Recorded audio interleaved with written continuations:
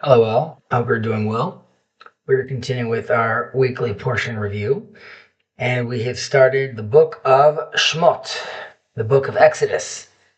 Um, After concluding Genesis with its fantastic stories, we're now moving into um, the the building and the story of the nation of Israel, the people of Israel, and we obviously have the whole story of Moses and the burning bush and the circumcision on the way back to Egypt and him meeting with the elders. So it's a jam-packed portion, as many of them are. And it's very exciting to be moving on with our story. Uh, I wanted to talk a little about Moses' interactions in general throughout this in this period of transition from the Prince of Egypt to ultimately the leader of Israel. We touched about this a little last year. But following Moses killing the Egyptian, right, that was hurting the slave, the next verse talks about Moses then visiting the Hebrews, right? He's decided at this point that, like, my history with the Egyptians or my path with the Egyptians has ended, and I'm going to try to connect to my Hebrew brothers. Now, suddenly he needs to prove himself to establish sort of his status amongst his people, right? They're challenging him right away when he sees two of the Israelites fighting, and he asks them to stop. And they claim to him that don't intervene with us the way you've intervened. Like, we know about what happened already with this murder of this Egyptian. And Moses then is facing a dilemma, right? He says, indeed, the matter is known, right? This is in Exodus 2:14. Now, generally, we would be thinking that he's aware now that people know about the cover-up, the murder that he killed, and covering up in sand. So that's why he's concerned that people are going to know what he did. But Rashi, the commentary, explains that in that moment, Moses actually realizes why the Israelites deserve to be in bondage, because he realized that inside the people themselves, there's no unity. There's actually informants over here. They feel comfortable ratting each other out. And if a people got to this kind of place where there's disunity among them, perhaps they deserve to be in this bondage right now.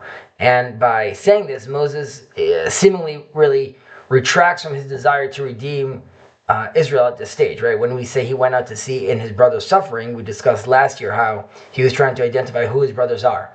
And seeing the way they're interacting with him and the way they're treating him, he decides these are no longer my brothers, potentially. Now, immediately after this, Moses leaves Egypt and he flees to Midian. And there he connects with a central spiritual figure there who we know as Jethro. Now, beyond the understandable escape from Egypt, right, because he had to go, it seems by doing so, Moses is really trying to connect specifically with the Midians instead of the Israelites. This would be like the claim. And Rashi again states regarding the verse that he sat in the land of Midian by the well, that here too he's aware when Moses goes to the well by Midian, he's aware that Jacob, and he learned from Jacob, who found Rachel at the well.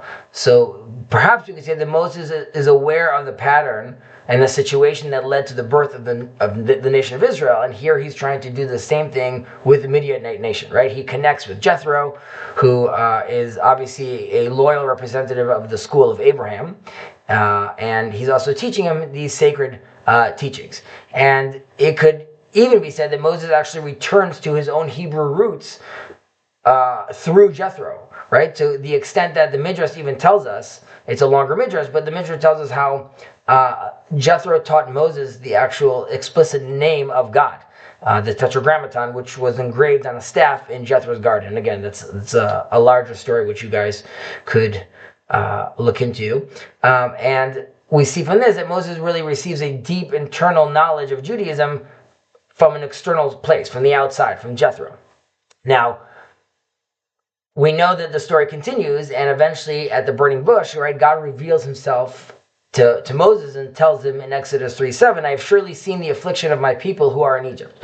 Right? So by this statement, he's clarifying to Moses that yes, I am the God of Abraham, Isaac, and Jacob. So your path through Jethro made sense. However, my people, these are my chosen people. It's not Egypt and it's not Midian.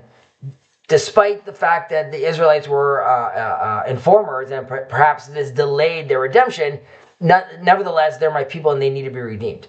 And we could also look at the statement where that same verse where he says, the affliction of my people who are in Egypt, which we could stress the fact that because they're in Egypt, because they're in this environment, this has turned them into informers, right? Rabbi Cook famously says about the Passover Haggadah, when we talk about how the Egyptians mistreated us, in Hebrew, it says the word Ra was sort of evil, thinking that they were evil to us, but he interpreted that they are the ones that made us behave in this wicked, evil way. So Moses shouldn't be blaming us, rather we are just reacting after years of trauma of being slaves. Now, there's even another perspective we could look at this, how there's a famous rabbi, the Maharal from Prague. He talks about how every nation really chooses to idolize what it feels that it lacks, right? So you could argue that, or he argues that the European nations that are descendants from the Germanic tribes, right, they are generally prone to bloodshed. So when they wanted to repent, they adopted a religion that identifies a God with love, right, which would be Christianity.